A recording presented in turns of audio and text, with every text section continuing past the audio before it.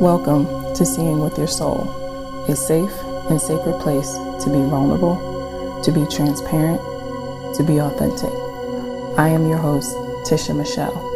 From the deep pain and loss of my best friend Gloria, I realized she gave me the greatest gift ever, remembering my purpose in life, which is to help connect you to your authentic self, guide you to remember your purpose, and remind you that your current circumstance doesn't define who you are. Join me as we heal, align, and glow together. What's up, guys? Welcome back to another episode with me, Tisha Michelle, on Seeing with Your Soul. So in this present moment, right, 3 things that I am grateful for. So one, I would say that I am grateful for this social distancing. So there's a lot of different things that's coming out of this for me. But one of the things is I'm realizing I'm a lot more social now that we've been social distancing. So I don't know about you guys, but I'm showing up on all types of parties, like any type of party that somebody got. Like I'm on there. D Nice is doing his lives. My daughter done put me on to Tory Lane. I mean, I know who Tory Lanez is, but his live. So I pop in there every now and then. I'm doing happy hours. I'm doing lattes in the morning. I'm doing like all these different things on Zoom, and it's so dope. I'm like, wow, I'm like a social butterfly now. This is nice. This is nice.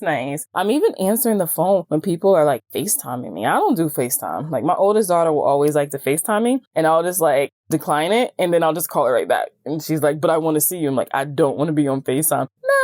I'm like, okay, put my little phone up on the stand and just talking to people and stuff. So, I'm grateful for that. I'm grateful for, how I'm showing up and being social.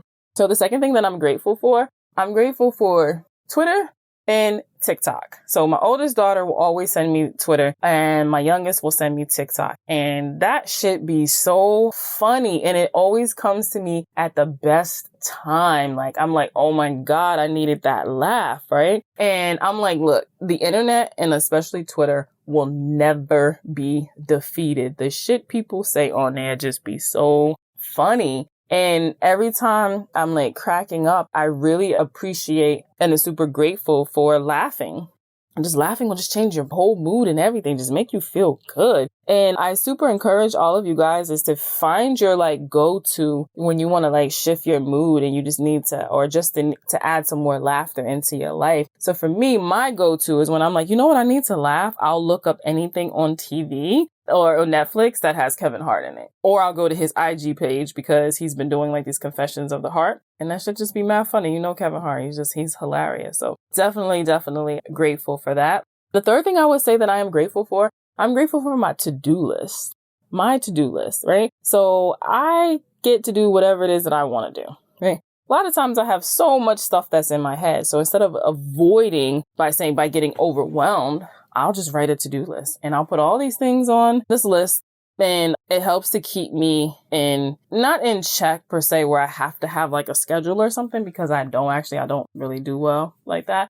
But I just know I have so much stuff in my head and I'm like, I don't want to get overwhelmed. So let me just put it on paper. So I don't know about you guys, but sometimes I'll do something that's not on my list and then I'll go back and I'll write it on the list just so I can cross it off. Crazy? Psycho? What? Like, or can you relate? Right? So yeah, and I encourage you guys to find, something that helps to keep you on track. When I say on track, so you just don't have so much that's in your head, right? So I don't know if you want to just do a to-do list or what it is for you, but I just encourage you to find like something that works with you and get a lot of that stuff like out of your head so you're not overwhelmed. So what I want you guys to do now, if you're driving, don't be ridiculous and don't do it. You can just do it later. But for those of you who are just rocking out in your house, chilling and stuff, I just want you to take a moment and express your gratitude. However, let's get grounded first. So go ahead and close your eyes for me. And I want you to take a deep breath. Now take that in through your nose and out through your mouth. In through your nose, out through your mouth. Another one in through your nose and out through your mouth. So my friends, we just centered and got ourselves grounded, right? So take a moment and you can do this in your head or you can say it out loud. Like in this present moment, what are you grateful for? What are you grateful for? Put that energy out there. Put that vibe. Let the universe know, like, I'm grateful. I am absolutely grateful. Perfect, guys. Perfect. This is how we raise like the vibration of the collective, is by all of us putting out to the universe of like what we're grateful for. And the more that you can state that you're grateful for, the more that you'll receive, right? Because you're putting that vibe and you're letting the universe know, like, I'm open to receive, and I'm open to receive, and I love it because I'm hella grateful. So today's episode, right? It's so funny because I've been rocking out with you guys doing a solo cast for like a while. I don't even know how many episodes, but it's been a minute. And something was popping up, and it was like all around like identity and people having a hard time, releasing and shedding the old them and embracing like the new version of themselves. And I had a client who, was a potential at the time, and she reached out, and after certain things she said, she was like, 1, she's like, I don't know who I am. And she said, 2, I feel like I'm going crazy. And then 3, she said, is this normal? And it was just popping up a lot where people was like, I don't know. I mean, I used to like this, and the people around me are just, feeling different. And some people were even food. They said, I don't even like chicken anymore. There's like, I'm not a vegetarian. I just don't like fried chicken anymore. I keep trying that. And just a lot of different things. And they've just been struggling with this. So instantly, when I thought about, you know what, let me do a podcast on identity, right? And struggling with your identity. I thought of my homeboy, one of my good friends, Billy McMullen, who is not a stranger to the show. And matter of fact, back when I first started the podcast in June of 2019, I want to say it was like episode 3 or 4. He was on there. But when he was on the show, it was actually called #certified. And for those of you guys who are new to Seeing With Your Soul, it wasn't always called Seeing With Your Soul. It was called #certified. But you know what? Even though in that moment, that's what it was that I wanted to use, and why I was using that was my brand. That was like my shirts that I had. That was just like, yo, like, you're just dope. You're just #certified. You're certified in you, right? That was great, but it still wasn't that highest version and representing like who I am. And I had been feeling and having like that intuition, like I need to just change it.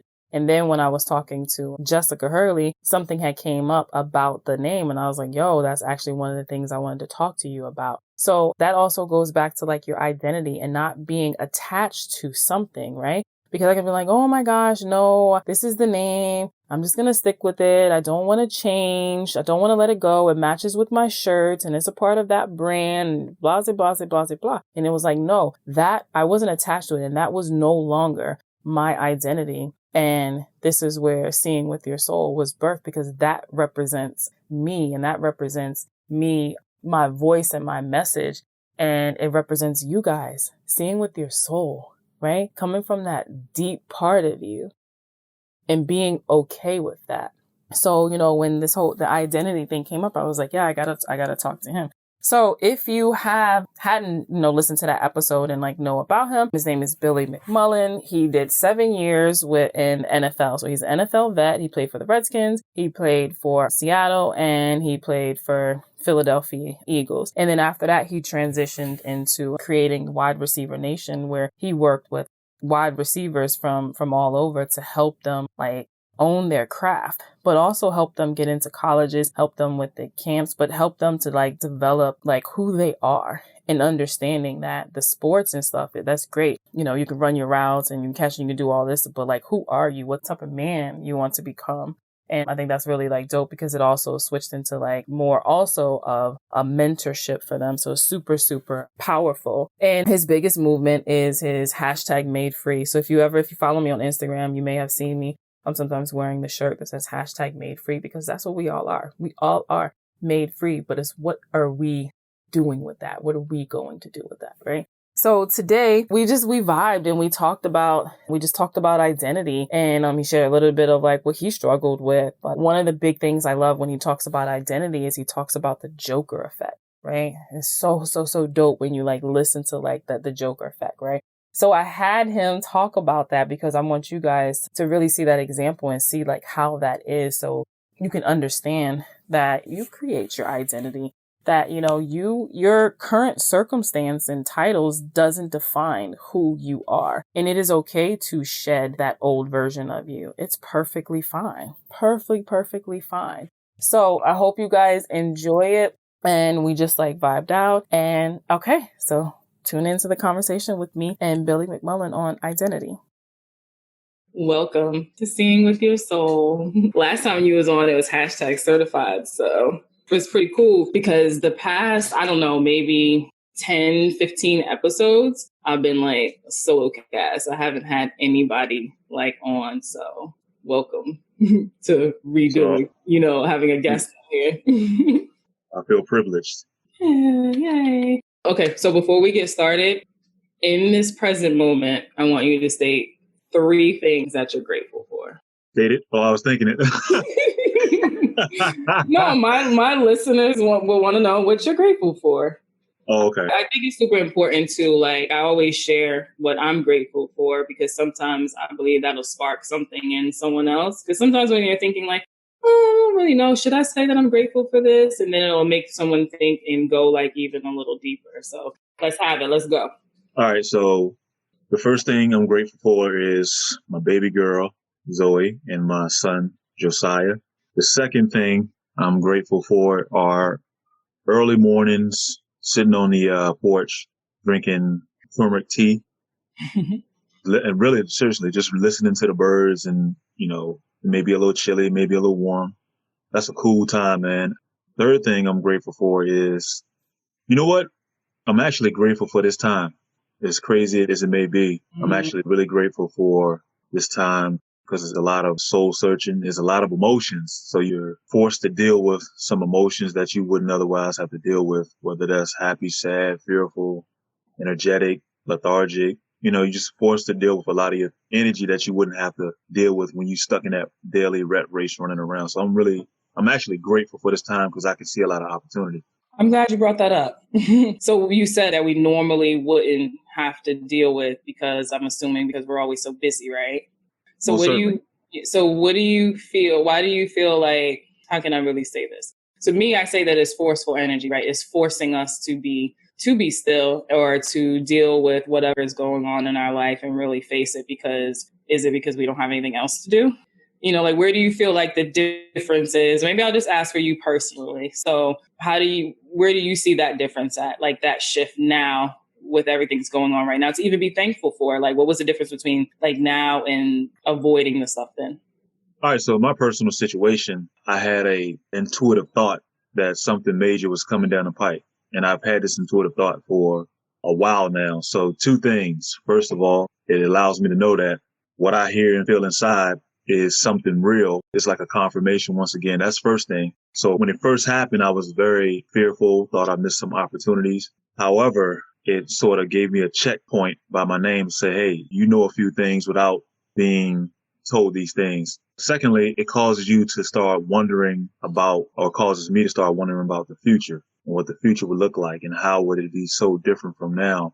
And so now you almost have to rethink your foundation. Yeah. And your personal foundation, your spiritual foundation, your day-to-day movement, how you view things, your perception of things, because there's no way possible if people think we're going to return to the way we were. It's just not going to happen like that. So it causes me I'm almost forced to get quiet instead of just moving rapidly, acting like, okay, once they say, come on out your house, that all is the same. It's what they call a V economy. Everything's going right back to where it was, or that's not going to happen. So you sort of prep in your mind, your body, your soul, your family that this is going to be something totally different. And it causes you to actually get quiet and really start preparing in a different light.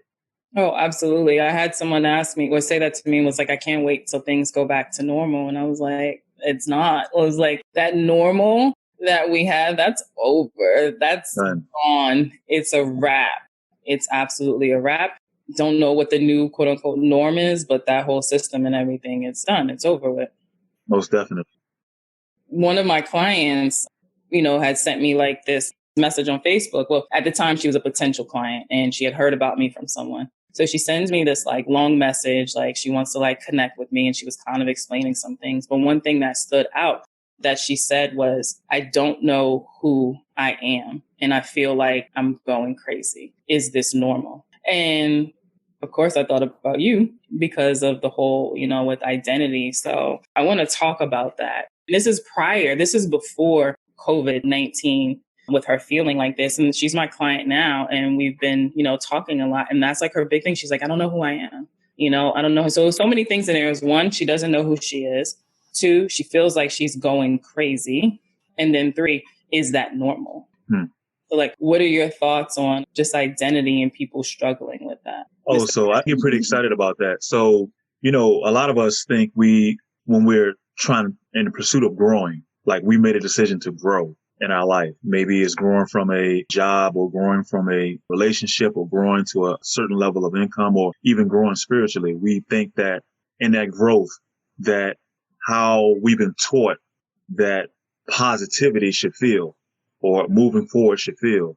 It should be all, sparklies and butterflies and rainbows. Well, that's not true. So when someone has a desire to grow in their life, that's actually when the quote unquote, the bottom falls out, because now you're questioning your existence within the confines of this reality, the existence of this world, existence with relationships, existence with your job. So the bottom falls out because there's no longer a foundation or that belief system that you once used. So when that bottom falls out, therefore, it will feel like you're going crazy. It will feel like you're free falling. It will feel like I have nothing to lean on. I don't have a belief system to lean on, because your true identity has nothing to do with what you actually been taught your entire life, from teachers, from parents, from friends, from circumstances, from relationships, from TV, propaganda. Your true identity has nothing to do with who you really are. And so in your client's case, of course you should feel like that. I felt like that. I still feel like that in a lot of situations, because your identity, your true identity, allows you to recreate yourself time and time again. Like, you never should fall in love with a new belief system. You never should fall in love with a new way of thinking. You should always be searching for new growth, and that bottom will forever fall out, because whenever you get settled in, oh, this is just the way things are. This is the way I think now. This is where I put my flag in the ground at. Well, there's no way you can explore anything new, because you put your flag in the ground and you settled in and there's nothing else left. So in the case of people searching for their true identity, it's based on recreating yourself time and time again, recreating your beliefs time and time again. And that is your belief, that I have the ability to do this whenever I want to. But those who don't like that free falling feeling, I don't like it all the time. Or those who don't like that, the position of feel like I'm going crazy, man, they'll put their flag in the ground and they'll say, this is what I believe in, and there's nothing outside of my belief. And if you challenge my belief, you're going to war, or I may cut you off. So that's the true essence of why people feel like that. That's the true essence of why I feel like that when I'm going through a challenge in my life, because I have to go back and say, what is my true source? My true source is that I am. And then anything that comes after that I am, that's my creation. It's not about the car. It's not about the clothes. It's not about where you were raised, how you were raised. It's not about the pain or even the gifts. It's about the I am.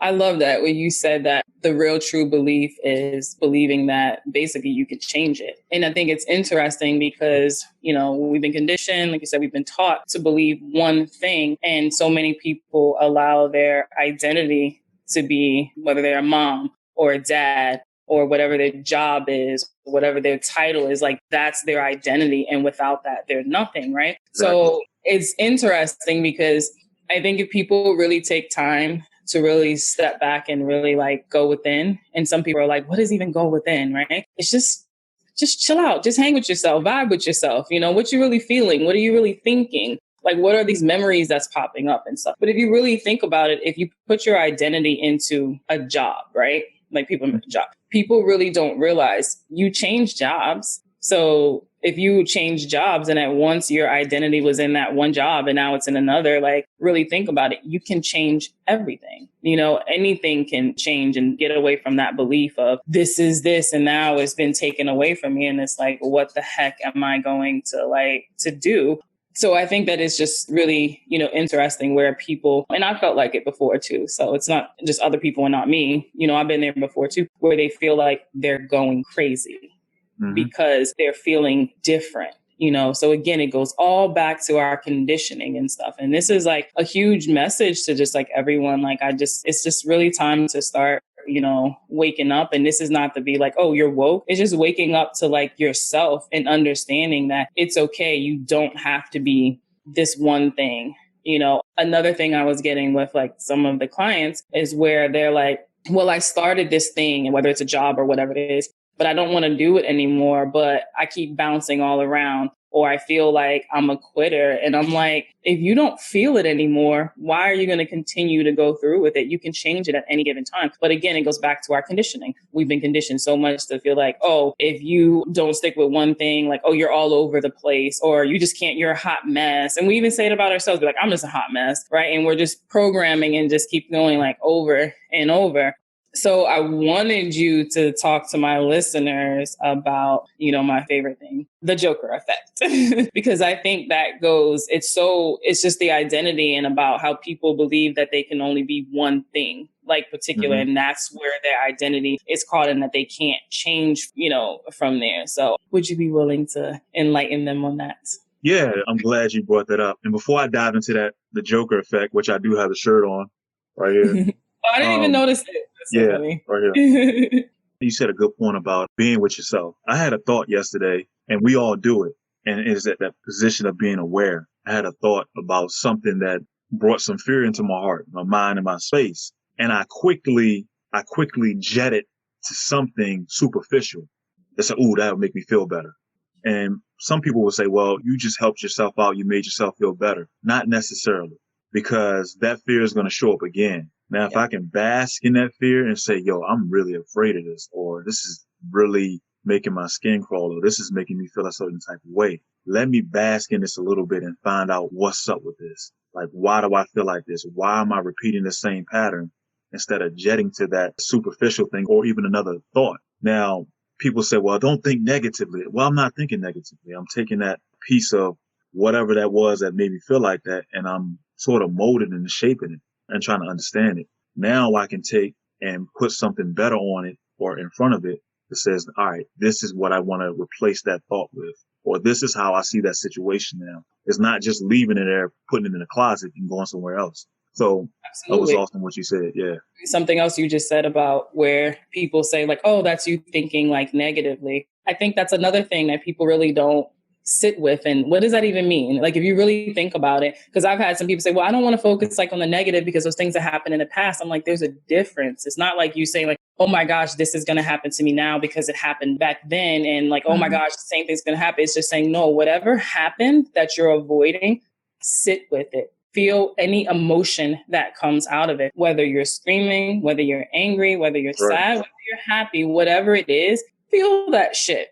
I'm like, they're your emotion, because when we avoid it, it then has power over us, right? That's right. But if you go through the motions, even if, like you said, it brings up a bunch of fear and it makes you just like start worrying and going down, whatever. If you sit with that and you feel like, don't avoid it, you then will realize, you'll be like, oh shit, I'm still alive. That shit didn't kill me to feel it. Like, oh, and then it becomes lighter, you know, and then it becomes lighter. And that's what it is like when you're going within and you're sitting with something. So it's not looking at something like negative. And I'm glad you brought that up, because I get that a lot. They're like, oh, I don't want to focus like on the negative. I'm like, there's a big difference between focusing on the negative and just sitting with your shit. Like, just sit with it. And you're absolutely right. It's always going to come back. It just is. That's just a fact.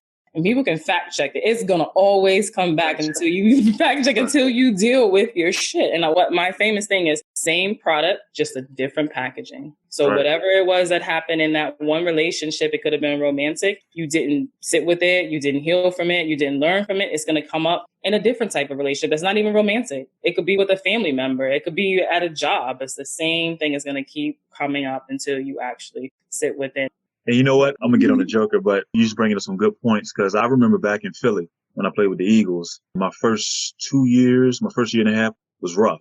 And I was like, oh, man, I'm ready to get up out of here, man. I'm like, I'm tired of this, man. They're not playing me. I need to go somewhere else. I need to do X, Y, and Z, you know. And in my spirit, in my universe, I heard, how did it go? Yeah, you're going to be, they didn't say you're going to be the same way everywhere you go. It said something like, you're going to be there too. Like wherever you go, you're going to be there. So I can move to a different team. I can go all around the United States or internationally, do whatever. But that feeling, that habit, that way of thinking, that perception is going to be the same way in a different arena, in a different team, and which it was for the first stint of my Minnesota career, Minnesota Vikings. So for you to say that, different package, same problem. And And it so, not only was the same problem, but it grew until I right. had to sit with it. Like, hold on, man, I got to sit with this a little bit And it'll because get bigger. it's not the team, it's me. I think like a lot of people, like what you said, like, oh, I'm going to go somewhere else because they're not playing me, right? And I know you've in your lifetime, you've heard someone say like, I'm just ready to just move somewhere else and just get like a fresh start. Mm-hmm. And I'm like, it's great to move and sometimes, to evolve and grow. But a lot of people will like move or do that thing because they think that it's going to change. I'm like, but everything within you is still the same. So wherever it is that you go, it's going to be the same. And that's just more of another form of avoiding versus let me deal with my shit now and then see, okay, so do I need to switch teams? Do I need to see about, getting traded to another team, or do I need to move to another place so I can continue to evolve and grow? But that's once you've worked up. But people are like, right? So this is where you do your shadow work. So even as a child, we were taught like to be afraid of our shadow, right? Which is crazy. And it's also something that as a kid you start running from, but it's always with you. If it's the next time you see your shadow, it's always there. And like you'll see like little kids will be like run to the left and then will run to the right. And it's like your shadow is still there. It's not going anywhere. Right. But it does go all the way back to a child where we were taught to be afraid of the dark, which is AKA the dark is the unknown, and be afraid of our shadow. But our shadow's always with us. And the shadow is the quote unquote dark side of us, the things that we don't want people to know about us, the things that shit we don't want to know about us. So we bury that shit and drill it in our head that we, to not remember it and all. But in actuality, that those are a part of us. Mm-hmm. It's a part of us and it doesn't need to be separate. It just needs to be nurtured and it needs to just be, loved on and accepted and learn from like what that is so we can, grow. So we can, stop feeling like we're going crazy or just saying like, we don't know who we are. No, you do know who you are. Mm-hmm. We know who we are. We just ain't remember and we're choosing not to remember and we're trying to create a new person. But this new person that we're trying to create is not embracing like the shadow side of us. It's just trying to create something which then becomes fake, right? Right. It then becomes, unauthentic. And you portray, yourself and your job or on social media or just out in public in general. But then when you get home, like you're just dying inside and you're a whole completely different person. That's you. That person that's sitting at home that feels like they're dying inside. That's you, because that's the you that needs to be nurtured, embraced, and healed, and understanding that there's nothing wrong with you. I was on a webinar yesterday and I don't even remember what the webinar was about, to be honest, but she said, the thing that makes you different makes you valuable. And I was like, right. And it took me back to, and you were there when I did that panel talk for Black History Month last year, 2020, I don't remember what it was. And it made me think about that was like the things of me being, a teen mom and dropping out of high school and not knowing my dad, all those things that I just thought were just like, let me hide them. People don't need to know my business because you're not going to be judging me from that, was all the exact things that landed me on that panel, being the youngest person there, and my path, because you heard people telling their story, was completely different. And all of them were giving the feedback to the kids saying like, listen to your parents, make sure you respect your parents and do what your parents say. And I'm like, yo, that was the opposite. I wasn't trying to be like them. And I was still not trying to, be on there. And so when she said that about the thing that makes you different, it makes you valuable. And I'm like, if so many people will look at their shadow sides and the things that they're running from and things that they're embarrassed about, that's golden. Like, that's your shit. That makes you even doper to me anyway. So yeah, we will be talking about the Joker thing. I promise, guys, we're getting to it. It's so good. It's so good. Oh, so I can hop right into it. I don't know if you all know who Heath Ledger is or even know the story about how Heath Ledger became the Joker. And this is the Joker from The Dark Knight. One of the best characters, if not the best character I ever came across. And the history of the Joker is a long, long, long line of Joker characters, whether from the original Batman to the cartoon, I think his name is Mark Hamill. I think it's his name, right? To Jack Nicholson playing the Joker, which he did an excellent job too in the first movie. Batman, this is back when I was young, I think 10 years old. He did an excellent job. And so through the years, it's like a high standard of a role to play. And so the story goes, Heath Ledger was approached to play, Batman. And Heath Ledger, if anybody knows about his history, he was like the pretty boy actor, one of the top notch actors at that moment in Hollywood. And he didn't normally play those type of roles, but he was pushed towards that roles. He was like the heartthrob. Women wanted him, all the guys wanted to be him. Anyway, he played some pretty interesting roles. But anyway, he was approached to play Batman. He didn't feel that that type of role fit what he wanted to do. He's like, I would never play in a superhero movie. It's just not how I see myself as an actor or my craft. And so the director came back and said, well, hey, listen, we got a role for you. We want you to play the Joker. And he was like, that's up my alley. And it's definitely after he got the script of how the screenwriter and director saw the Joker being. So they had a vision for Joker. So it gets so cool, man. He took the script, and basically what he did is he took the script and basically he went into a hotel room for about a month and he dove all the way into the part. Like he became the Joker. He kept a diary, and in his diary, he would write things like, what does the Joker sound like? What does the Joker act like? In this situation, how would he react? What would he wear? How would his clothes look? How would his demeanor, his body language, how was his interaction with other bad men look? How would his interaction with Batman look like? What would he feel? What would he be tasting, man? All these things in his mind. He's writing all these things in his journal, and he's drawing out paint, what the paint would look like. He's trying on, remind you now, he's in a hotel by himself. He's trying on voices. He's doing case studies. He's going back and looking at older movies that had a psychotic player in that movie, and he would add parts to his character from that. And so he's in this hotel room and he's just putting all this in his mind. He's making all these suggestions, and he gets out into filming, and he's working with the artist in terms of the face paint. And they had an idea that, he should look like this. And he made a suggestion like, hey, no, if I'm playing a Joker and it's this psychotic, sadistic person, nobody's doing paint on his face. He'll be doing paint on his own face. So they made it look as if he was painting his own face. So if you look in the movie, you can look at his fingers. He has paint on his fingers.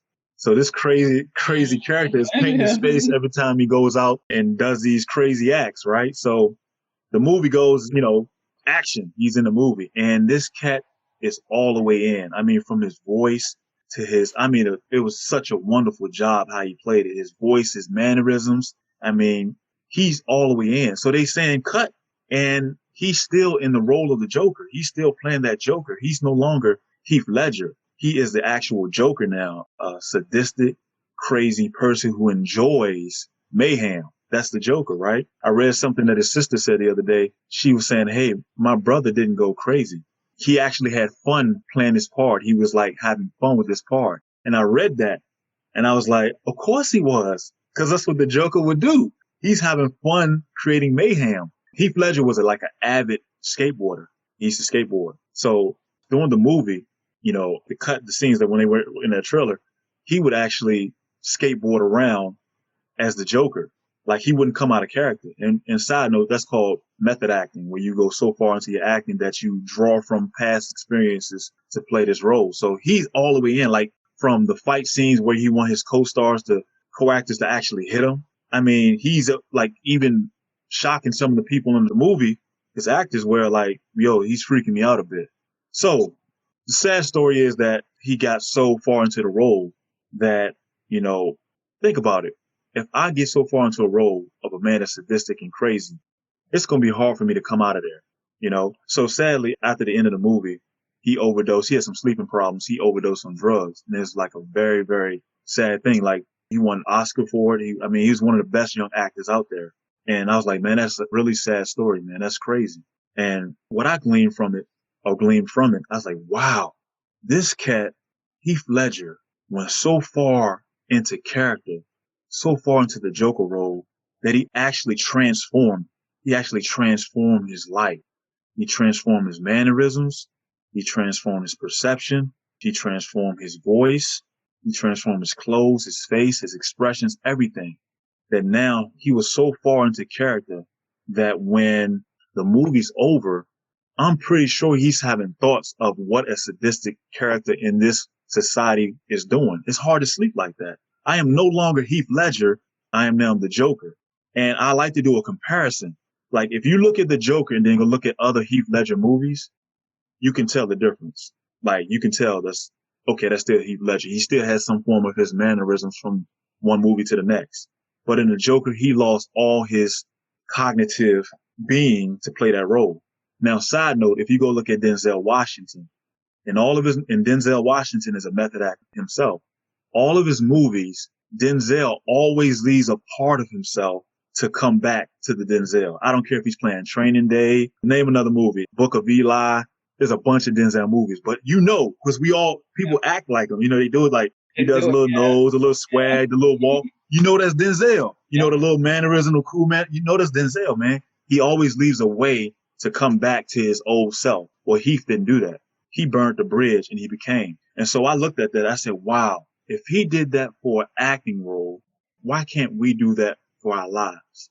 Like, why can't we go so far into a new character that recreates our life and gives us an entire different product or manifestation in our life? We have that ability. And that goes back to what I said earlier. I am now the Joker. I am now a better person. I am now a better father. I am now a better friend. I am now a better person. And what you do is you go so far into your character that you lose yourself. Don't be like Denzel, where you leave a part of you to go back to your old self. It's obvious that old self hadn't been working for you. Yeah. So cut that off and go full character. It should be a vision for your life. When they gave Heath that script, it was a vision of a Joker. He took it and made the character himself. So he did a few things that really worked for him. Like first and foremost, what would I look like in this situation? We all should ask ourselves that question. Like, what would it sound like if now me and my father are now speaking terms? What would it sound like if me and my mother won't speak in terms? What would it sound like if I was a better brother? What would it sound like if I was a better coworker? What would they say to me? And what you do is you start acting that role out by yourself in your shadow time.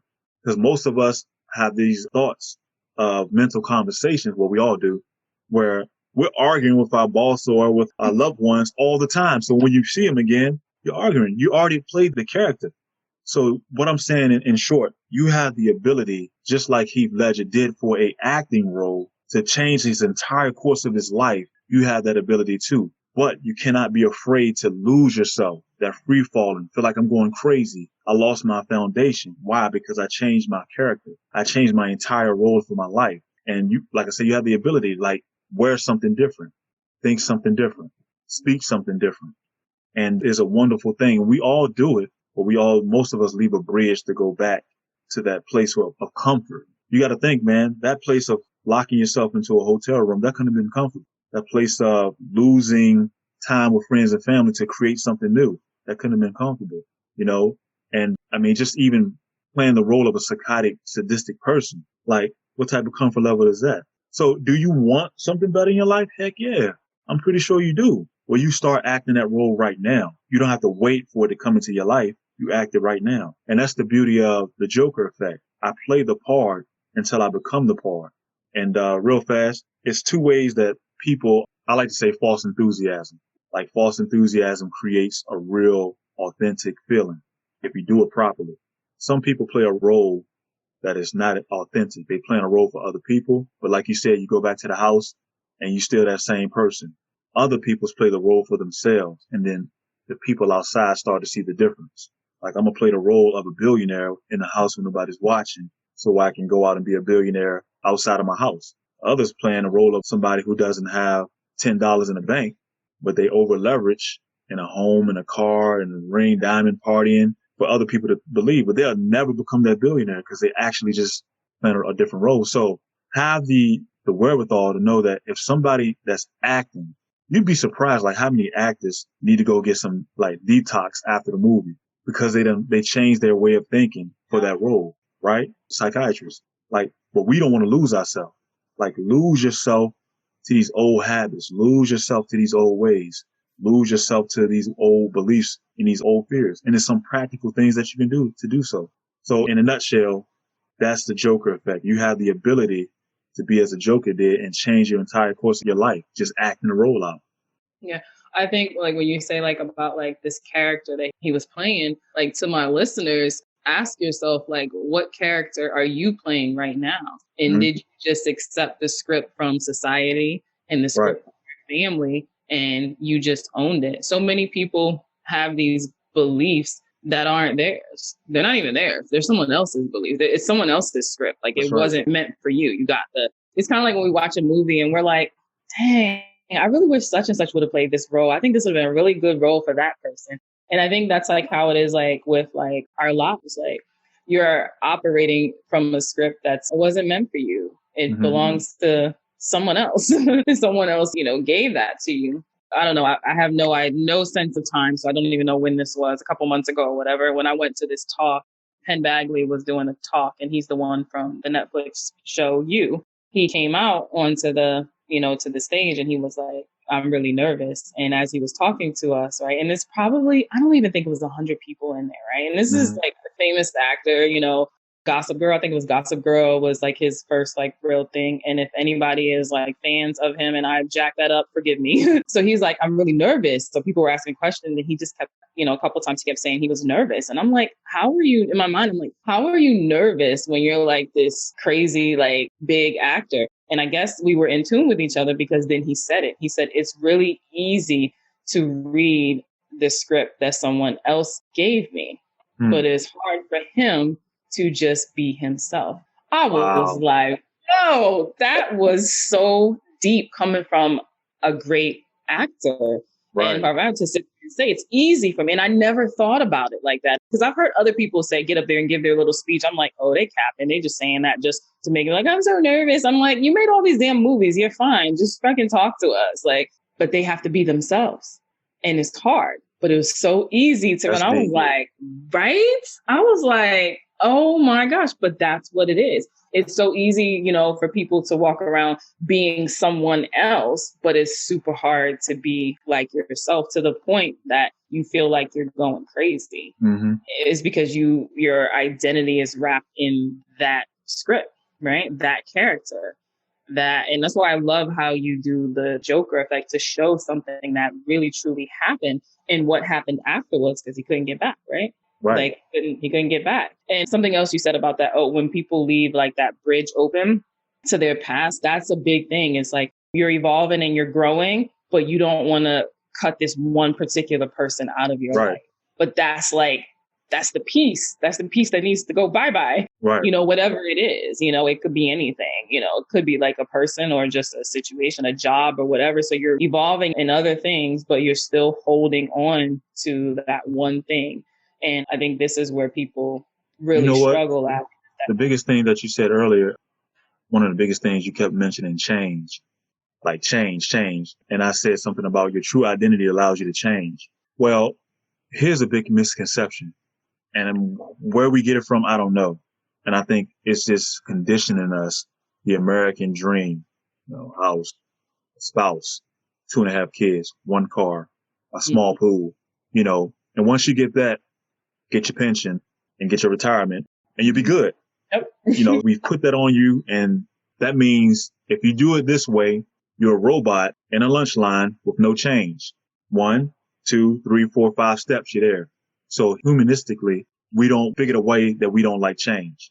Yeah. And the true identity is saying, look, I change all the time. I'm a protein being. I change, I move, I morph, I do all these things all the time, not only just for the times, but I change to grow. A tree never stays the same. A seed from the tree never stays the same. It's always moving and growing. The sun doesn't stay the same. The earth doesn't stay the same. So what makes you think we don't have to change? And we are the creators. We're the creators, so we got to change too. So those that are like feeling like they're going crazy because I'm moving into a different person and I want to leave that bridge because that's a comfort level that I just don't want to change because I can't see myself being without this thing because that's going to hurt. That's my bridge. That's my comfort. That's my blanket. That's my binky, right? And those who succeed in life, whatever level of success it is to you, are those who are willing to change. Do I have issues with change? Heck yeah. Some areas of my life, nah, I don't, not at all. Some areas of my life, yes, I do. And on a daily basis, I have issues with change. So when I got out of the NFL, In the NFL, we were so structured. 8 a.m., special teams meeting. Yeah, special teams meeting, breakfast, officer meeting, this. Everything was structured. So when it was all over, I'm like, whew, no more structure. I'm good. But then I'm free falling because once again, going back to your point, it was scripted for me. Everything was scripted, even practice. And so now it's over. I'm like, yo, I got to build my own script.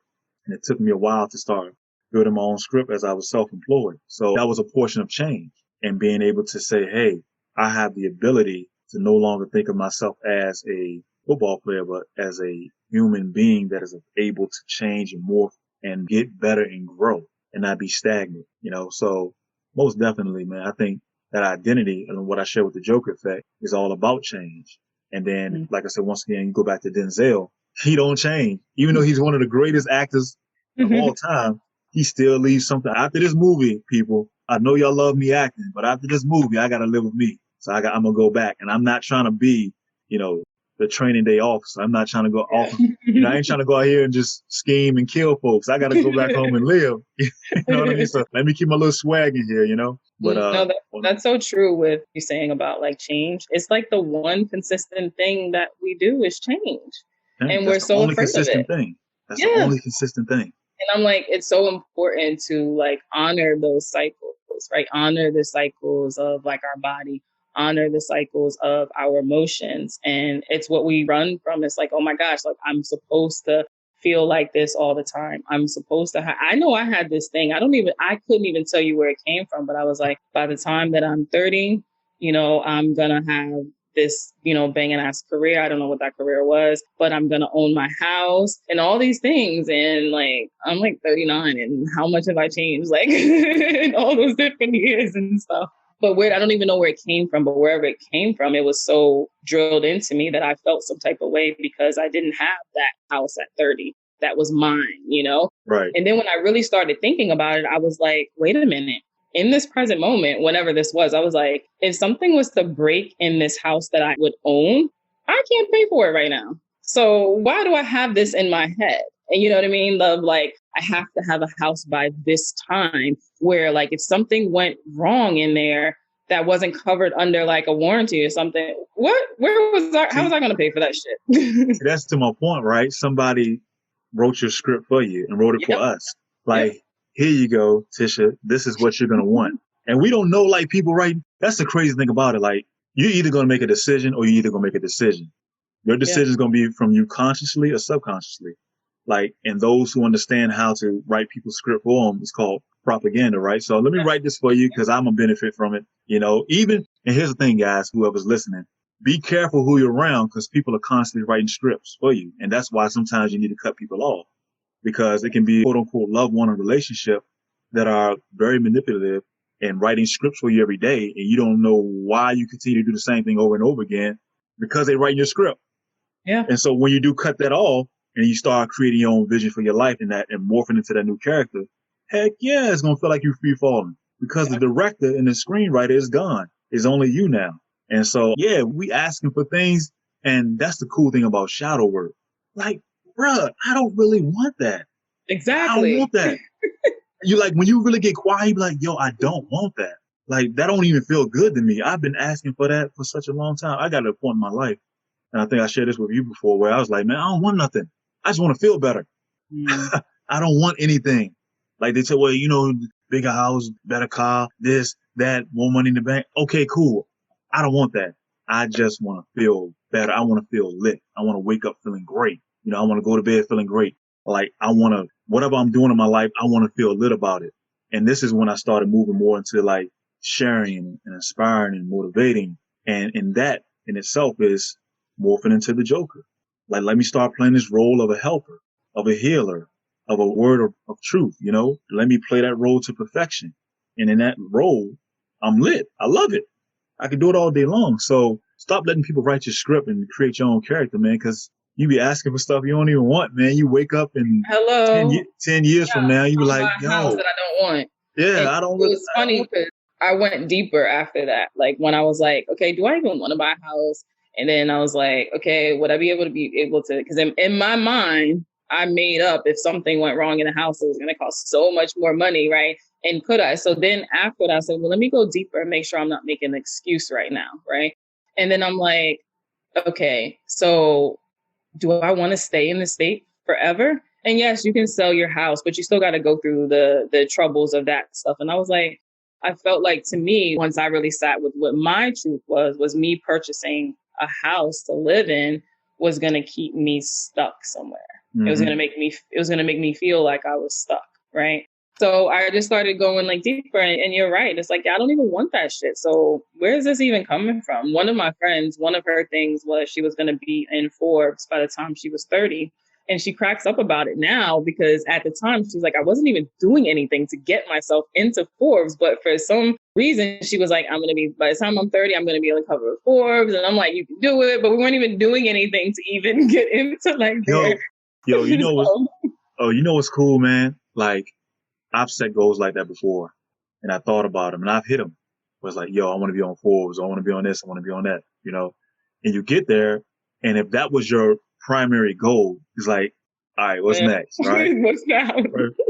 But the true successful person, like, we bask in the feeling of the process of growing and shaping and molding into the Joker, or shaping and molding into a better mom or a better father or better business person or better spiritualist. Or like, that's the true essence. Cause it's like, ooh, that's what I learned today. Like, that's that fire that stays lit.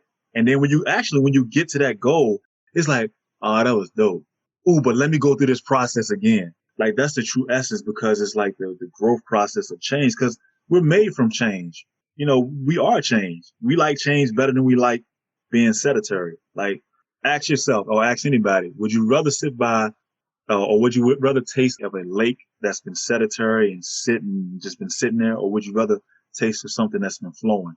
Right? Ask yourself. I'd rather have that flowing water. And that's what it is when you continue to grow and shape yourself into a different character. And that's the beauty of it. That's the true essence of it.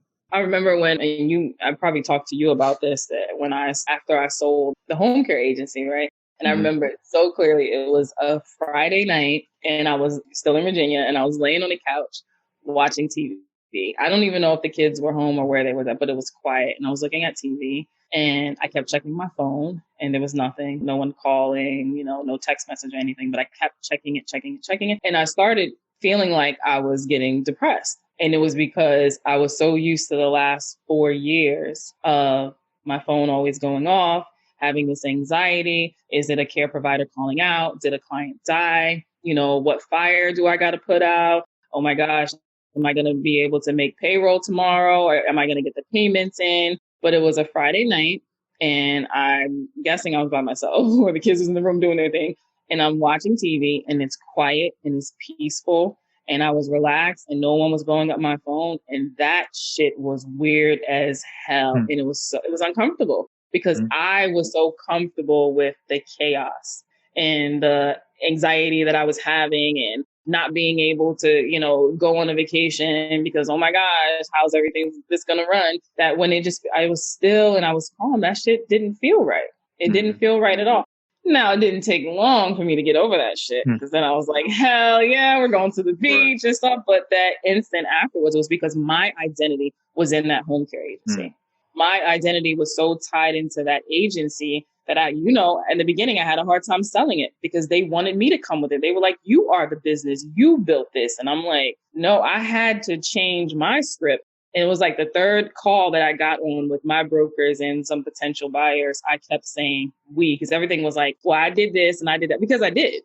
So then I had to change the conversation once I started seeing. They was like, wait a minute. I remember the guy offered me like some crackhead price, something stupid, like didn't even make any sense unless I came with it. And then I had to change that conversation. I kept saying, well, we would do this and we would do that to take it off of me, because my identity was so tied into that it was crazy. And again, that's where you start to feel like you're going crazy, because now this idea is taken, whatever you put your identity into is taking away. And it's like, holy shit, what do I do? Versus saying, oh shit, I can do whatever I want to do. Like, let's go. Like, who do I want to be? Where do I want to go? And I think it's super, super important to check yourself and say, okay, what character am I playing? And do I even like this character?